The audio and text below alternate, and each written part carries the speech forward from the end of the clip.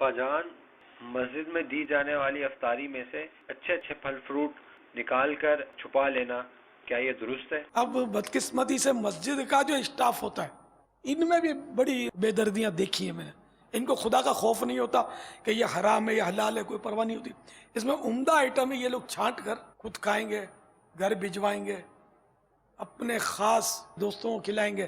خیانت ہے، بالکل یہ گناہ ہے. اگر جس نے دیا اس کو پتا چلے گا تو وہ تو آپ کی طرف دیکھے گا بھی نہیں. آپ کو پتا نہیں کہ آپ بہت بڑا جرم کر رہے ہیں. اگلے نے یہ جو دیا ہے بھیجا ہے وہ روزہ داروں کے لیے بھیجا ہے، آپ کے بال بچوں کے لیے نہیں بھیجا. جو بال بچوں کے لیے بھیجتے ہیں، گھروں کے لیے بھیجتے ہیں، اس کا انداز دوسرا ہوتا ہے. یہ تو بھیجتے ہی مسجد کے روزہ داروں کے لیے کہ مسجد میں روزہ داروں کو کھلا دیا جائے.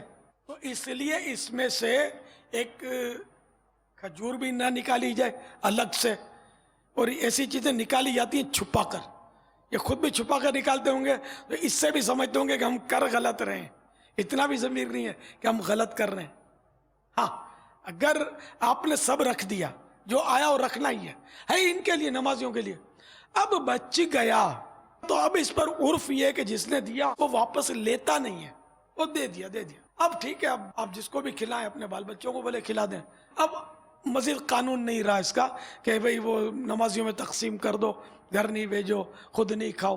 ہاں، خود جو کھانا ہے بے شک جو سب کھا رہے ہیں وہی کھائیں، الگ سے آئٹم میں چھپا کر نہیں، اس کی اجازت نہیں دی جائے گی. بعض صورتوں میں یہ خیانت ہوگی، بعض صورتوں میں مروت کے خلاف ہوگا.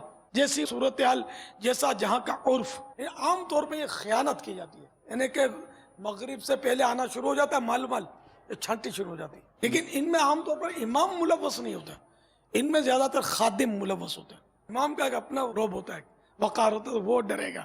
یہ ہر جگہ نہیں ہوتا. نعوذ باللہ کسی امام پر یا خادم پر ہم نے بدگمانی نہیں کرنی کہ وہ ایسا کرتے ہیں. ہمیں حسن ظن ہی رکھنا ہے. سب نہیں کرتے، کوئی کرتا ہے.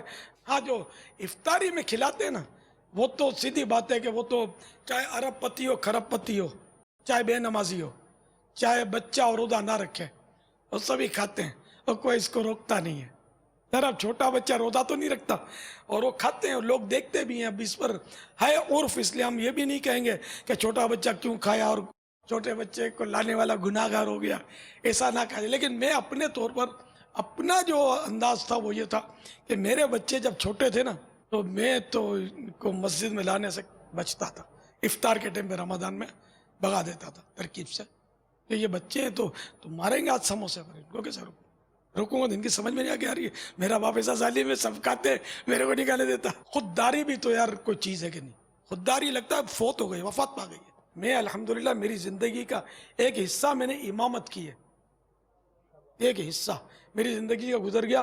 میں تو ایسا عجیب و غریب آدمی ہوں کہ مطلب میں مسجد کا ویسے جو نارمل کھانا آتا ہے نا مسجد کا، وہ بھی نہیں کھاتا تھا، بچتا تھا. ایسے مسجد کا نہیں کھاؤں گا اور گھر کا کھاؤں گا. اور وہ عادت یوں سمجھو کہ ابھی تک برقرار ہے. اعتکاف میں بھی میں یہ عوام جو آپ کی دیکھیں پکتی ہے نا، اس میں سے تھوڑا بہت لے لیا، یا کبھی اپنا کھانا نہیں آیا، دیر ہو گئی، کھا لیا تو کھا لیا. حلال ہے میرے لیے، کوئی حرام نہیں ہے. میں اپنا ہی کھاتا ہوں، میری عادت بنی ہوئی ہے مسجد کا نہیں کھانا.